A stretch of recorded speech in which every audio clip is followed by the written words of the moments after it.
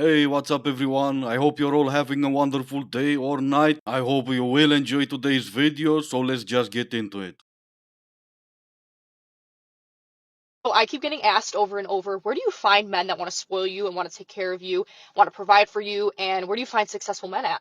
Now, for me personally, I don't care if he's successful. I don't care if he has a lot of money. I care that he wants to bring that masculine aspect and wants to provide for me. There's a big difference. If you want a man that's successful, you could easily get a sugar daddy. It's so easy to find them. And if you're not finding them, then maybe you're not made for the lifestyle, but just look really pretty and go on a site or go to a really nice restaurant, you will find them. But for me, I don't care about that. I care that a man wants to bring in that masculine aspect, like I said. So where I find them, easy. You attract them. And I know that sounds so cliche, but it is the truth. You will just radiate that you take care of yourself. You'll just radiate that feminine energy, that caring aspect. And I don't believe in dating sites. It's just not my thing.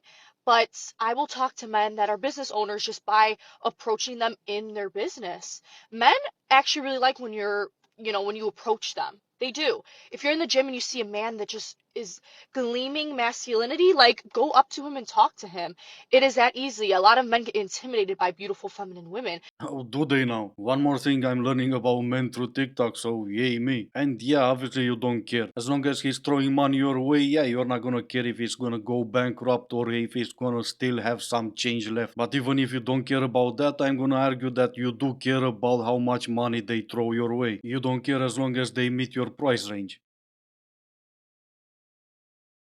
Has anyone else been seeing this trend of girl pretty versus boy pretty? Because, like, now I'm starting to see what you guys are talking about, and I can't stop thinking about it. And I feel like I could come up with so many examples for this in, like, the most non-judgmental way, too. It's not like saying, like, oh, she's girl pretty, she's not girl pretty. It's not even that. I just feel like there's a legit difference, and we need to talk about it. Example, girls with bangs, only girl pretty.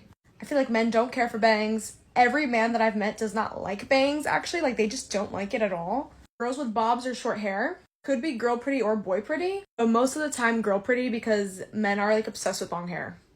Girls who do like fun eyeliner colors or just like fun makeup looks, girl pretty, because I feel like men are such haters when it comes to makeup and they do not care about if your eyeliner is blue or not. And not even to be that girl, but I feel like my makeup right now is really giving boy pretty because it's just like bare minimum. One more Gen Zer discovered what everyone else knew for centuries. We are different. Hey everyone! I don't have a job anymore, so I thought maybe I can post 500 times a day, and my idea is this. Pour some juice with me.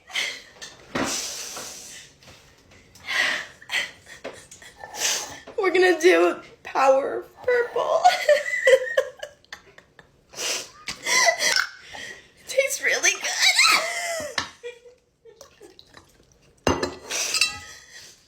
Cheers to unemployment. I don't know about you, but to me, nothing else screams more sanity than crying and laughing at the same time. Maybe look for a job instead of posting 500 times a day. It might help. It might not get you to be TikTok famous, but at least it will pay the bills. I have seasonal depression, but in the complete opposite way. Like, I'm so depressed during the summer. There are just too many high expectations for the summer, and it's supposed to be so fun and cute and but like in the winter, this is like where I belong.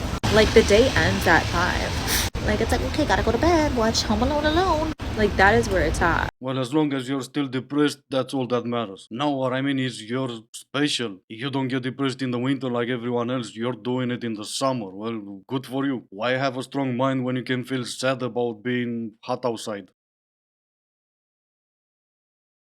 Things men say to me as a female engineer. So I work in manufacturing, grinding wheels specifically, and part of being a woman that works in manufacturing is sometimes men will say very strange and inappropriate things to you.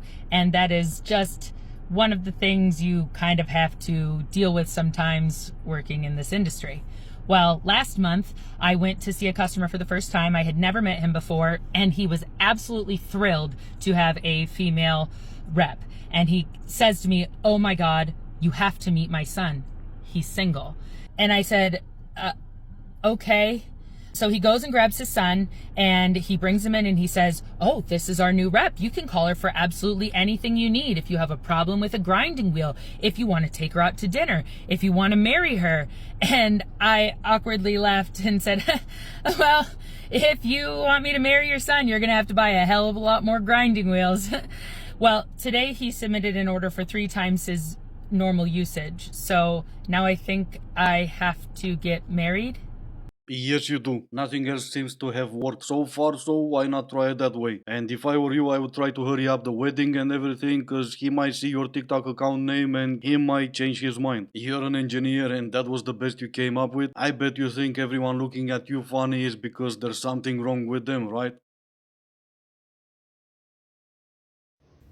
Hi guys, and welcome to Divine Tarot and Spirituality.